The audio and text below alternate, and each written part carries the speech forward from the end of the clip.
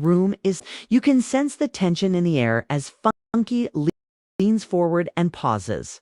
This is of gossip. This is private. He tightens his voice. His voice becomes more acerbic.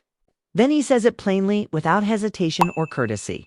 Paul Liner is a liar who has made it apparent that he is no longer holding back. Tamar is lying about what actually happened, according to Funky, who is furious. Everything changes at that point, more than just shade. This commentary is. Funky is clearly frustrated as he publicly rejects the version of events that Tamar recently presented. Social media goes viral in a matter of minutes. Clips begin circulating. Comments blow up. After spending weeks silently in the background, viewers rewatch and people focus on one question: why right now? And so irate, so exhausted.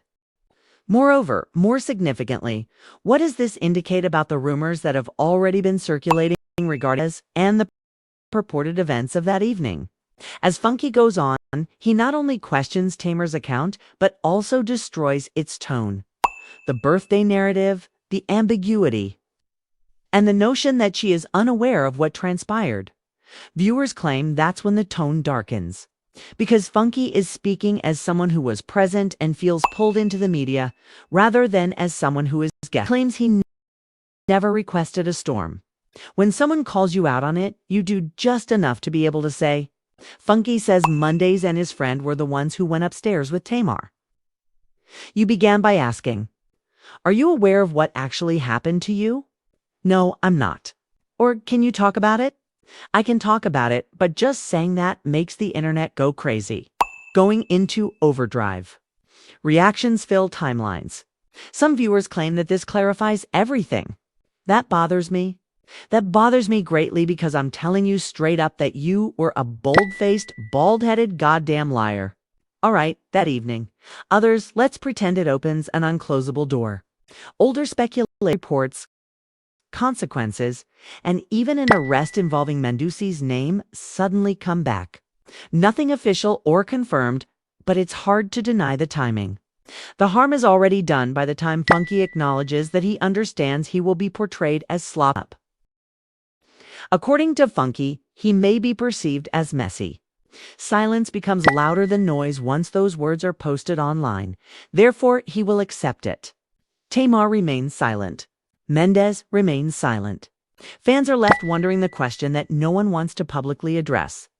Did Funky just reveal the pressure that exists behind the scenes? And is this the reason that Mendeecees' career is being discussed all of a sudden? It seems to be dangling by a thread. The damage spreads gradually and silently, much like stress does when individuals understand something cannot be undone. Come see us at Sauce. I drive over to Sauce. I really don't want to go. When I receive the after Funky's remarks become viral. Viewers stop paying attention to volume when Zoe calls and says, Tamar said, just leave your car at her house and we going to go to V1 too. They emphasize intent, the body language, tone, and the statements.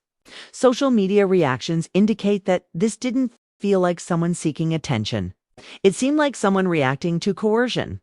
Funky's assurance that he never desired any of this publicity is what fans notice right away. He presents the incident as something that occurred between friends and that he would have wished to keep quiet. However, in his own words, the issue is the story he thinks Tamar decided to publish. The audience starts to replay the point at which he speaks to her directly and expresses his disapproval of the way she portrayed herself as unclear, confused, or wronged. When Funky responds to Tamar by claiming she doesn't know what actually happened, the incident gains attention on the internet. In the comment sections, fans contend that the interpretation of the entire issue is altered by this one interaction. Some claim that Funky seems to be criticizing biased narrative. Some claim he seems truly wounded, not performative. Most people concur that this isn't lighthearted criticism. It's a gradual accumulation of frustration. Funky goes one step further and enters through the night in question, using specifics like times, places, and decisions rather than feelings. Viewers claim that this is the point at when the mood becomes investigative. He explains how plans were altered, how the internet reacts strongly to his frequent expressions of yearning to return home, and the shifting places because details lend credibility to stories. Even when they are contested, Funk is requested to get out of his car and go somewhere else. Fans start reinterpreting earlier rumors that were written off as unfounded or ambiguous when that video goes viral. Nothing has been verified. There is no proof. However, the specificity encourages conjecture. Commenters begin to wonder why, in the absence of tension, someone would create this degree of detail.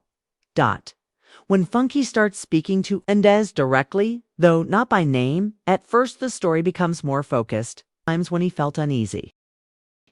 There were times, in his opinion, when boundaries were blatantly broken, at least in the court of public opinion.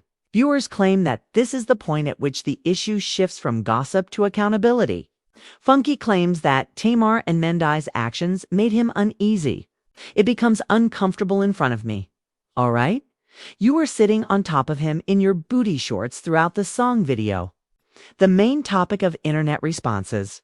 Supporters debate whether himself as a witness, a collateral participant, or someone attempting to get out of a situation that got out of control without his permission. When we returned to Tamar's house, some people did not get out of the car and walk upstairs with her because, after finished kissing in the back of that goddamn automobile, I assumed they desired to be alone up there. I didn't go upstairs when we were dropped off at Tamar's place because of this.